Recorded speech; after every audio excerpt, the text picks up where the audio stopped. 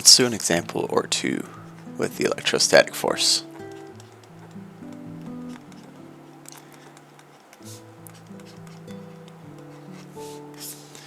I'm going to start kind of simple and then I'll do one that's a little more complicated. So for this first one, let's say I've got an object here.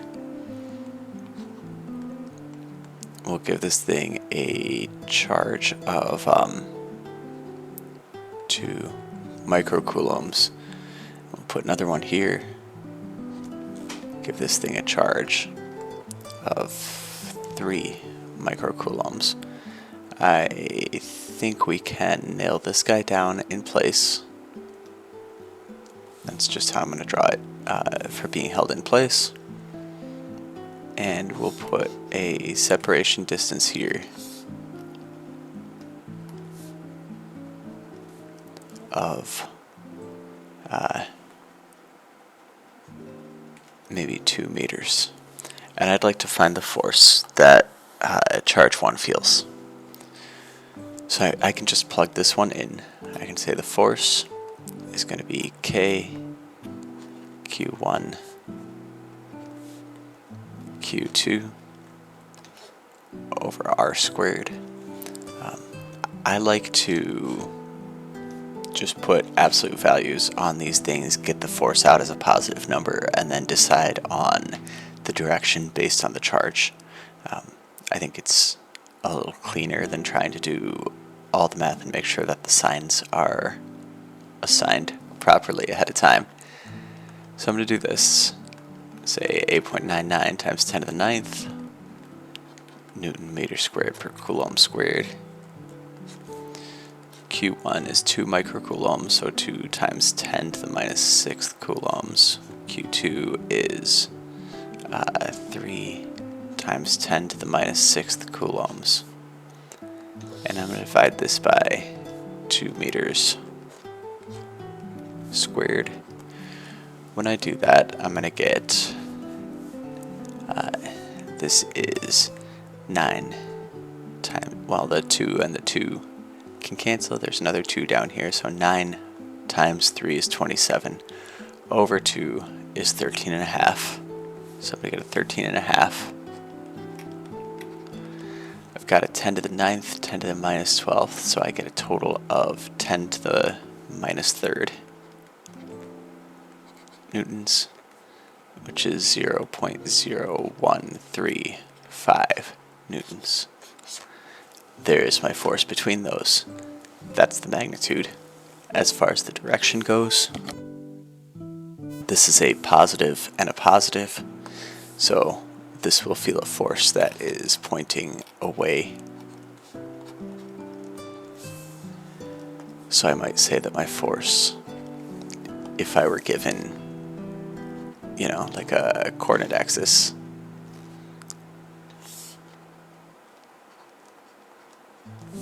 like this, I might say that my force is going to be negative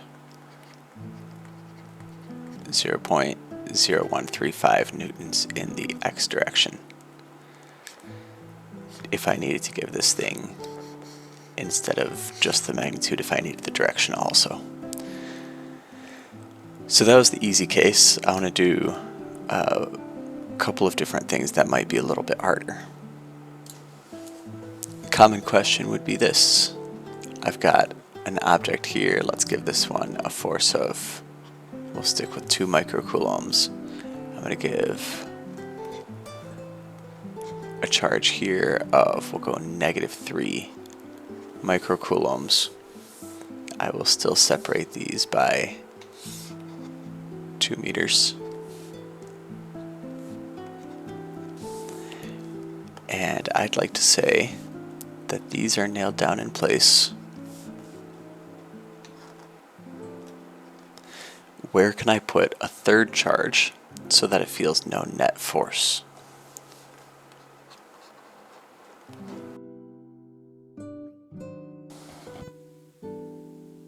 So let's try this. I'm going to split up space into 3 different regions. So I'm going to say there's a boundary, and here's a boundary, So region 1, region 2, region 3. And the first thing that I want to do is figure out which region I am working in. Then I can do the math afterwards.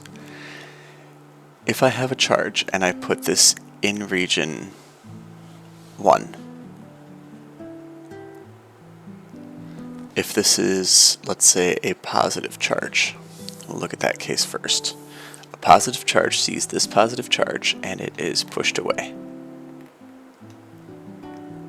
So that would be my F1.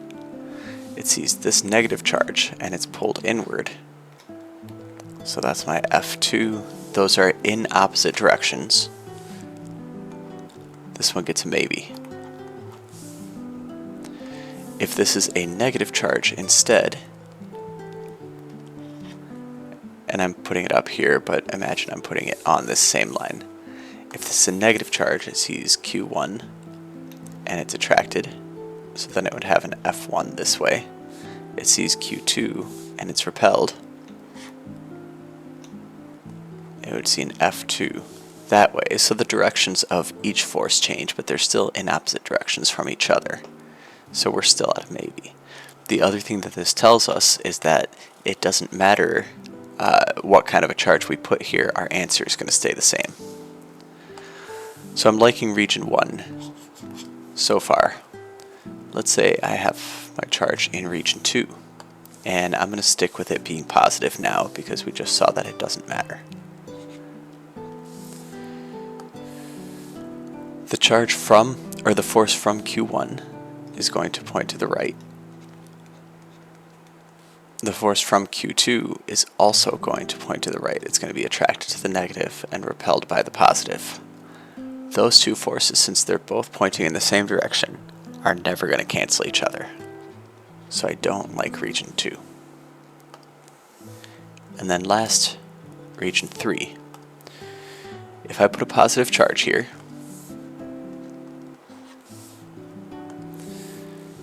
it is repelled by 1.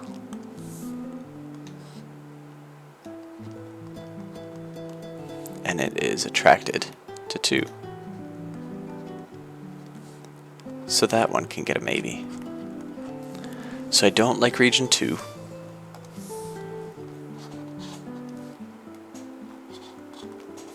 But I could like region 1 and I could like region 3. I'm going to have to decide. Force is inversely proportional to the square of the distance between them. So when these are farther apart, you get a weaker force. In region 1, I am close to the weak charge. I am far from the strong charge, which means the weak charge is going to give me a smaller force already, but I'm closer to it, so that can balance out. So region 1, I like. In region 3, I am closer to the stronger charge, which means F2 will definitely be bigger than F1. So region 3, I'm not liking. So I'm in region 1, and that's a good thing to kind of have figured out already. Now let's see how we do this.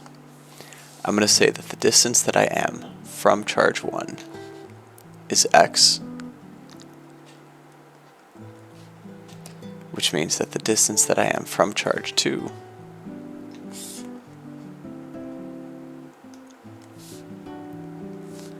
is 2 meters plus x. And now I've got something I can work with. If I free body diagram my charge, I get F1 that points to the left,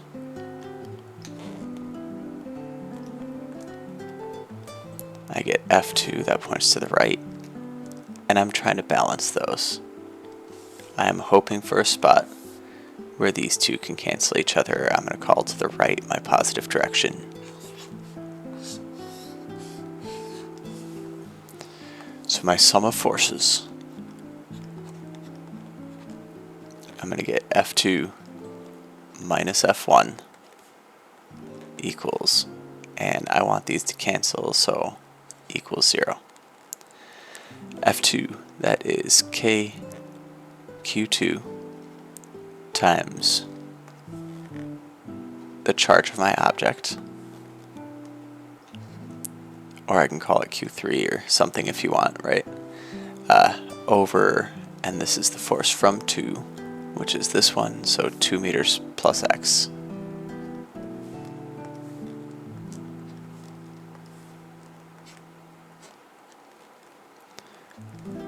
And then F1 K Q1 Q over x squared equals 0.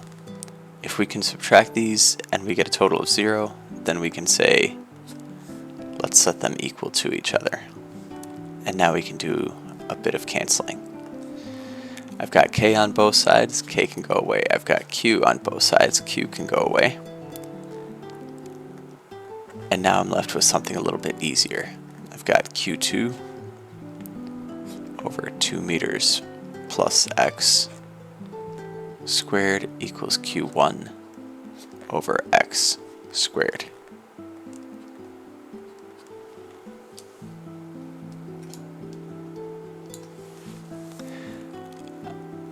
I can solve this. I'm going to get a q2 times x squared equals a q1 times 2 meters plus x squared. I'm going to expand this thing. So when I expand this thing, I get 4 meters squared plus 4 meters times x plus x squared. And then I'm going to distribute this q1 through.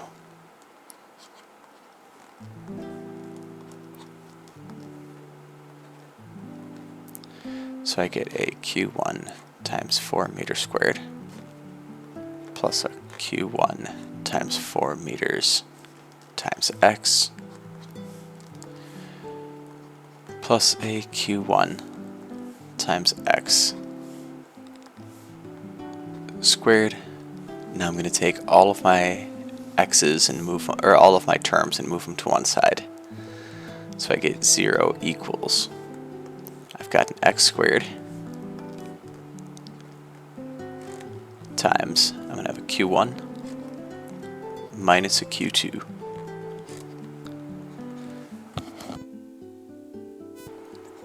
x times q1 times 4 meters, and then I've got a non-x term that is just q1 times 4 meters squared. This puts me in a quadratic equation type of solving, and I get 2 answers out of this when I solve this. I do want to say, as I was doing these, I had stuck the whole thing in absolute values and everything. The signs didn't matter, so I'm taking all of my q's to be the positive values. So this, when I say q2, my q2 is going to be magnitude of q2. Alright, let me plug this in. I plug this in and I get 8.9 meters, or negative 0.899 meters. Now I am marking x as the distance here. So a positive x value puts me over in region 1, a negative x value puts me over in region 2. I am not liking this negative 0.899 number. I like this positive number considerably better. So 8.9 meters to the left of charge 1 is where I will find my location that I can put my charge and have no net force on it. Those are both one-dimensional problems. To do a two-dimensional problem, we don't have to get too fancy with it or anything like that. We can really say, Here's a charge. We'll say Q1 is 1 microcoulomb.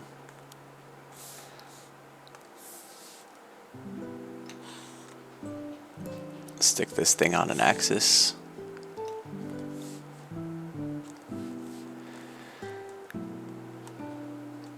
And we'll put this one at y equals 3 meters. Over here, I will put a charge at the origin. We'll say Q2 equals 2 microcoulombs. And I would like to know the force on this guy. We'll say Q is negative 3 microcoulombs. And we'll put this at x equals 4 meters. So I'd like to know the force on that one. I can find what this is by just adding up my forces individually. Q is going to see Q2 and be attracted. So that's my F2. It's going to see Q1 and be attracted. That's my F1. And then I just need to figure out how to add those two vectors. So let me do that. Let me find force 1.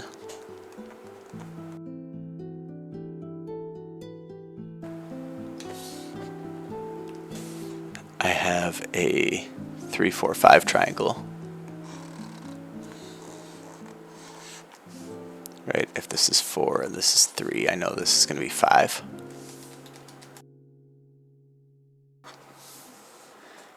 And then I'm going to do the same for F2.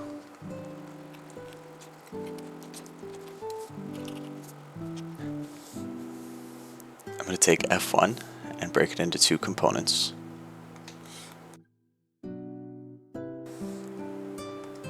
Recognizing that this is a 3, 4, 5 triangle, I can use that.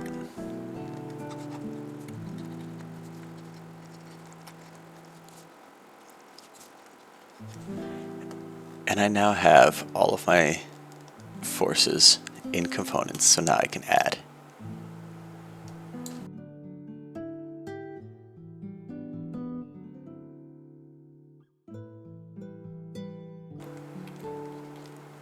And then I'm just adding. So over here I get 6, 4, 8. And over here I get negative 4.239.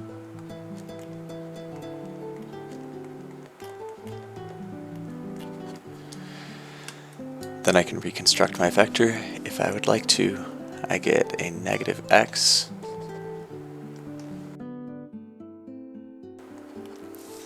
and I can find my F total if I want that total magnitude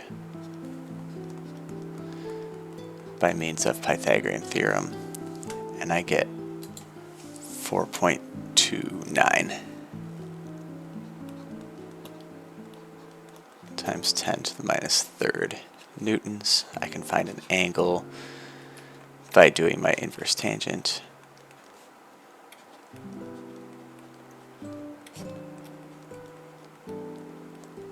Where I have allowed my 10 to the minus thirds to cancel each other out. And I get 8.7 degrees. And that would be my answer. That's how I add up those two vectors that aren't parallel. It's all something you've done before. It's just taking a new equation for force and working with that.